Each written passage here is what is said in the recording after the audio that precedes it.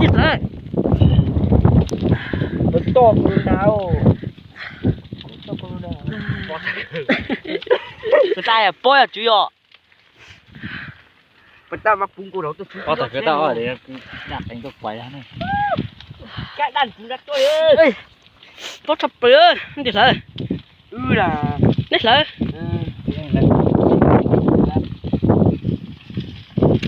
Cho con nó quay chụp nhớ.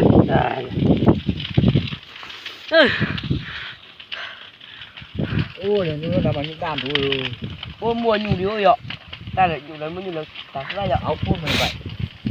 Như vậy. Luôn nào phun là 6 phút. Đây là tay anh cứ mất. Nghe cái con nãy à. Tôi lo chỉ lo đi. Cái gì cơ? Cái con. Học của nó. Ôi cho con này, trời kia. Bác à thầy con của. Bác không xin lỗi.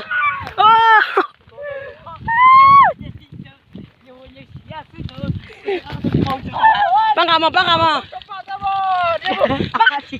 Chưa. Thầy con chưa.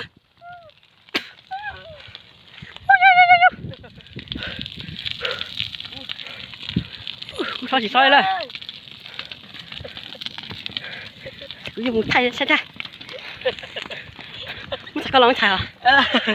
Chắc cơ giờ kế có sao. Ôi chị cúi. Trọng một thay mà. Không đó nữa. Cứ cho có hao. Về đây tới chứ.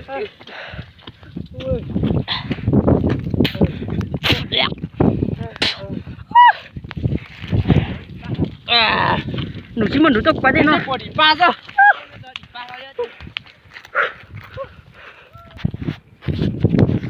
Ôi trời.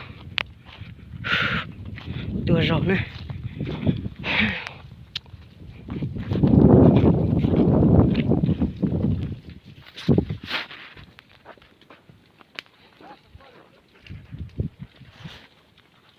Cũng chả biết một xe này, rồi chả này.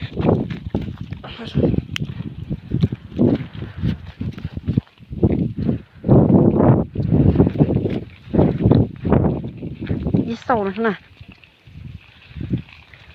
Ô, cứ lo chỉ lo hồ đi.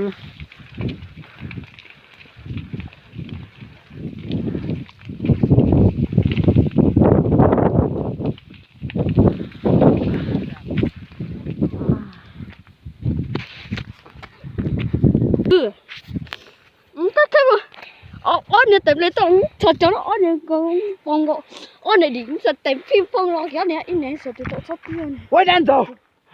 nè là chính Đàn rồi. Nè thì thắt. Đàn rồi. nó là ô con đi Tí xu mà bọn nó lại. Nó nói nhau này chia một tí. Mình nhợi rảnh nhựa. Tụi nó nè lâu nào. phiền à vô mò Xe mì mà. Thì chồng chúa bung này cách trọi. Mà cậu thanh nhỉ vô. tôi có thanh ở Quay bây giờ. là tôi rõ con đấy đâu Có tình này. Ôi chả có nhiều chó rồi. Thế nè. Để trong là to. Chạy vô lo. Còn nó chạy vô luôn. Bóng lên chó to. Còn là bóng lộ vậy. chi à Thời gian là tuổi. Còn là tuổi cu nó sẽ cho. Cú hòn đây lỗ. chơi nào tôi cu này Còn là bóng lộ nè, nên bỏ cho nó bóng lộ đó. giờ Rồi có ra 6 tuổi. Chỉ tuổi đó. Con đánh hát có nhiều chỉ dùng cưới là thọ có con á.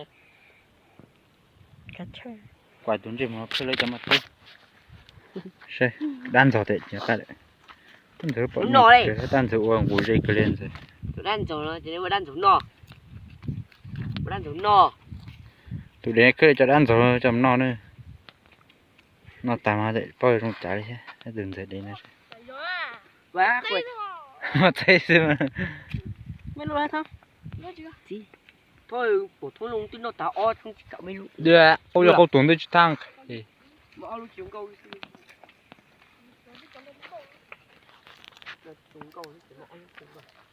Từ đấy tuột kìa. Nè. ta có một sai sẽ phải mất lại bên này có tốt không Nhật to. mấy cháu xuống được phải con nè vô cú cho nè Ôi ôi, nó thích thử vô. chúa trơn đến là ôi rộng này được không sao chỉ có thông giờ chắc cơ đi là đâu có tôi ra sáu kẹo không có tôi bây giờ nó người nhìn thấy tôi à Chưa. Họ nó đang thử tao nó phụ ta. Cái con thử tao nó chưa. trời ta có lên chặt tại một tí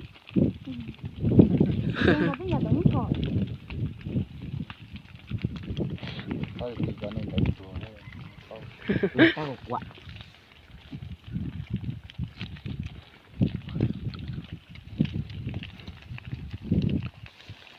hai tụi mày chơi sai ẩm cái này rất tọt kiểu và nếu như mình đi đi cho nhau kia sẽ chặt bao nữa không dậy ôi tìm sao mất tụi tụi cho sao bung họ lên chứ còn mấy gì chúng ta bé thì bé đợi nè gì đâu chờ ta nói rất là du thì món chặt tôm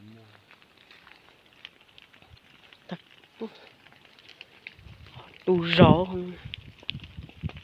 tao các tụi xí muốn hả đâu thì nè số đi đuổi nè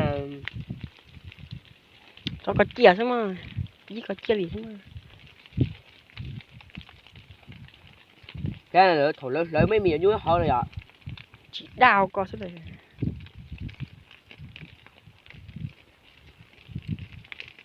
nên để chút ra từ nam dậy để con này để nó ừ.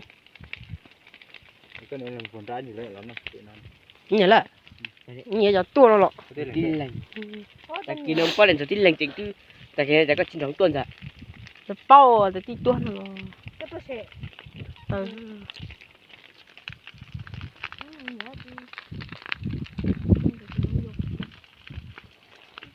đấy thì tia đó nó hậu nó siết cái nó lá từ tia này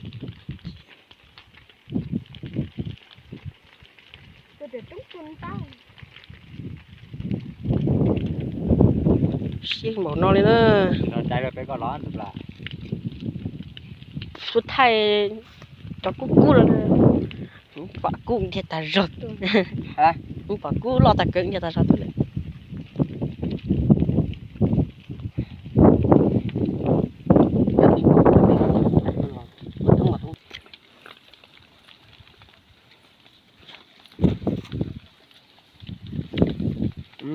nó tôi on lại nó phải ná chứ ná chứ chứ không tự